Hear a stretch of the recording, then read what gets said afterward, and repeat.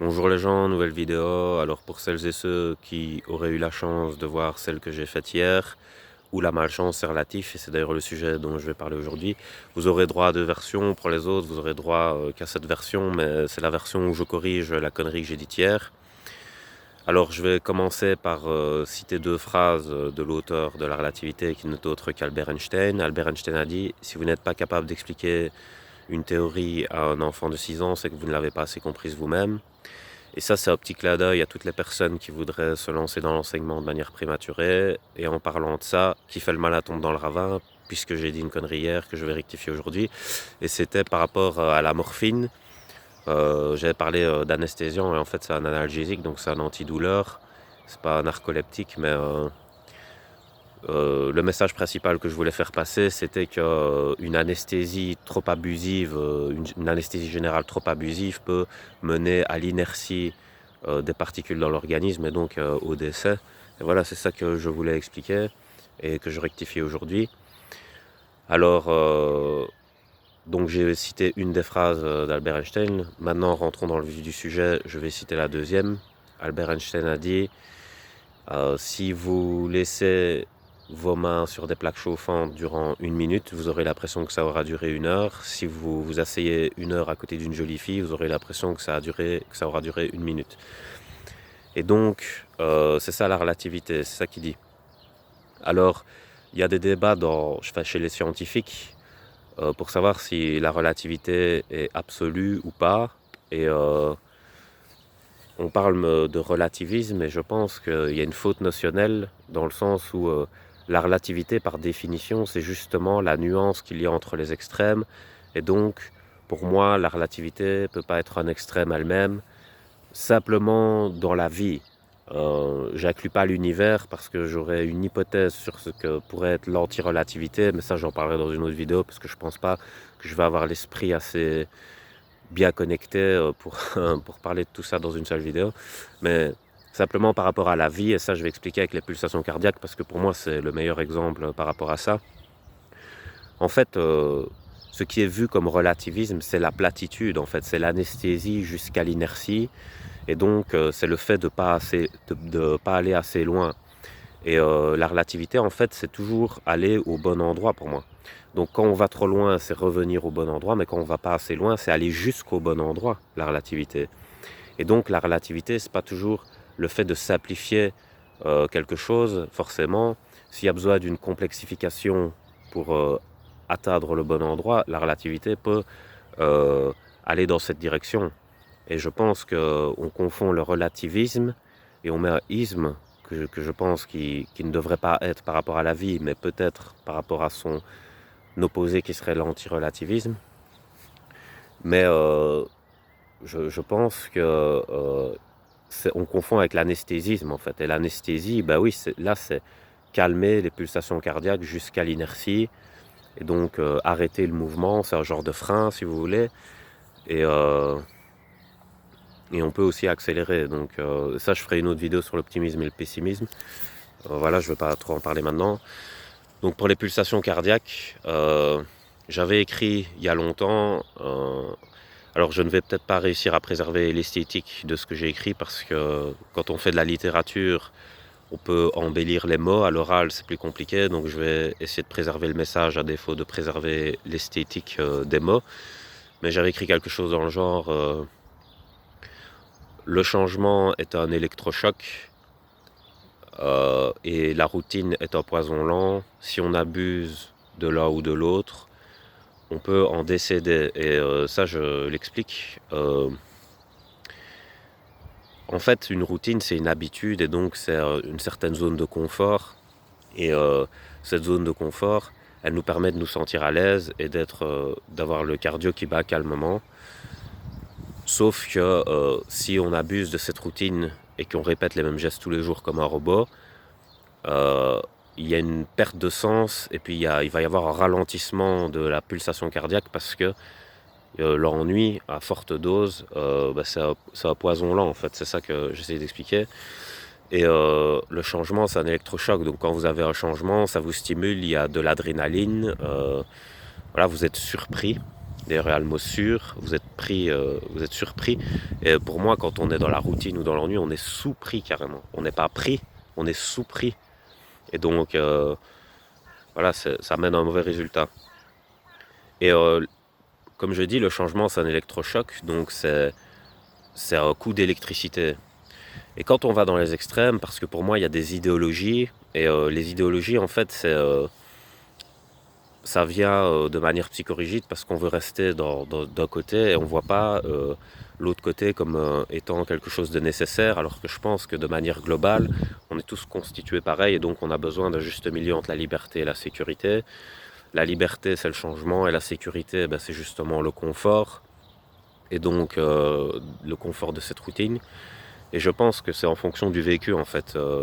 Comme j'avais expliqué dans la première vidéo, si vous êtes une personne qui a été nomade, qui a tout le temps déménagé, qui a tout le temps été en rupture d'amitié, de couple, de famille, voilà, et qui a dû chaque fois être dans l'abandon, dans l'absence de règles, de structure.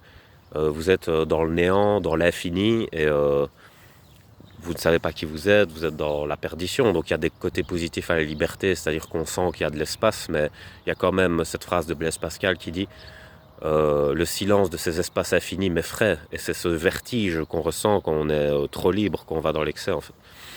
Et donc ça, il y a des gens qui ont ce vécu-là. Et donc ces gens-là, pour se compenser et s'équilibrer, ben, ils vont vouloir aller vers ce qui leur a manqué, c'est-à-dire vers de la sécurité. Donc là, je vais parler de la sécurité, donc de la stabilité, une zone de confort, une structure, de la discipline. Ben, c'est la même chose, la discipline, c'est une forme de structure du quotidien, ou une structure de sa direction par rapport à un objectif. Il y a aussi des mauvais côtés à la sécurité, évidemment. C'est pour ça qu'en fait, c'est parce qu'il y a des mauvais côtés que les extrêmes existent. Les extrêmes ne voient que les mauvais côtés. Quelqu'un qui sera pour la liberté, il verra que les mauvais côtés de la sécurité. Et quelqu'un qui sera pour la sécurité, il verra que les mauvais côtés de la liberté. Mais en fait, les deux ont des bons et des mauvais côtés, simplement. Ça, c'est une perception qui dépend du vécu et d'un manque d'objectivité aussi. Donc dans la sécurité, évidemment qu'il y a des côtés négatifs aussi, c'est pas forcément une zone de confort, ça peut être une prison. C'est-à-dire que vous pouvez être enfermé dans votre quotidien, dans une discipline que vous vous imposez mais qui n'apporte pas de résultat, parce que justement vous êtes incapable de changer de direction et que cette direction-là n'était pas bonne. Donc vous restez accroché à une règle qui ne mène à rien. Et donc effectivement, oui, vous pouvez être emprisonné à un endroit aussi, donc vous n'aimez pas là où vous habitez.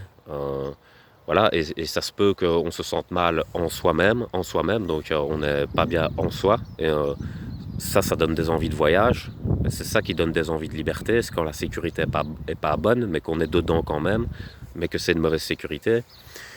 Et donc, voilà, c'est ça que je veux dire. Parce qu'il y a deux formes d'insécurité. Il y a la sécurité de la liberté, parce qu'il y a l'absence de sécurité, et puis il y a la sécurité quand la sécurité est présente, mais qu'elle est mauvaise. Voilà, donc c'est ces deux pôles opposés qu'il y a. Et c'est ça que je veux dire. Une personne qui a trop connu l'ennui du quotidien et des règles à respecter, et de toujours répéter les mêmes choses, et sans qu'il y ait d'âme là-dedans, qu'il y ait de volonté, voilà, ben, la personne elle aura des envies d'évasion, de goûter à de nouvelles choses, d'être stimulée, de ressentir de l'adrénaline. Et voilà, les excès, c'est comme je dis, la chaise électrique aux États-Unis, la peine de mort, ben, on électrocute des gens parce que vous pouvez mourir par un excès d'électrocution. Et ça, c'est quand des gens vivent des changements trop brutaux d'un coup.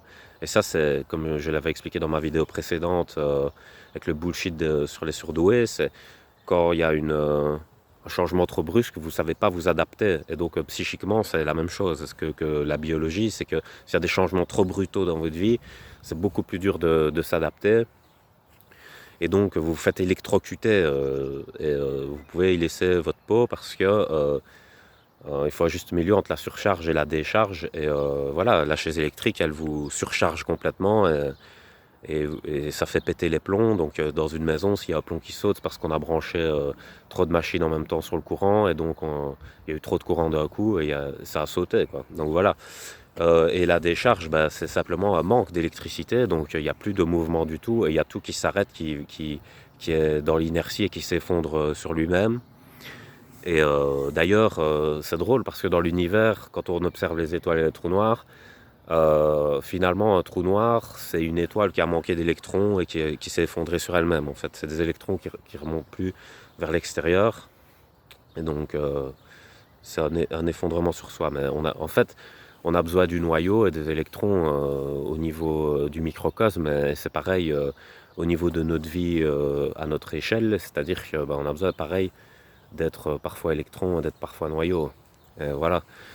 C'est ça que je veux dire, le noyau, c'est l'habitus, c'est ça qui crée l'identité de l'atome. Sinon, les atomes seraient tous pareils, en fait. Et ils ne pourraient pas faire des échanges au travers de leur identité. Il y a le même débat avec la culture et la multiculture. Donc l'extrême gauche est pour la multiculture et l'extrême droite est pour la culture unique. Sauf qu'il y a un paradoxe chez les deux, puisque la multiculture, s'il n'y a pas de culture de base, c'est un multi-rien. Parce que multi fois rien égale rien. Zéro, c'est un élément absorbant. Donc il y a aussi exception fois rien égale rien. Donc si vous ne construisez pas un truc, vous ne pouvez pas le multiplier, ce truc. Si vous multipliez du rien, il n'y a rien. Voilà, c'est ça que je voulais dire. Donc c'est ça le paradoxe du multiculturalisme. Le multiculturalisme, il ne peut exister que s'il y a de la culture.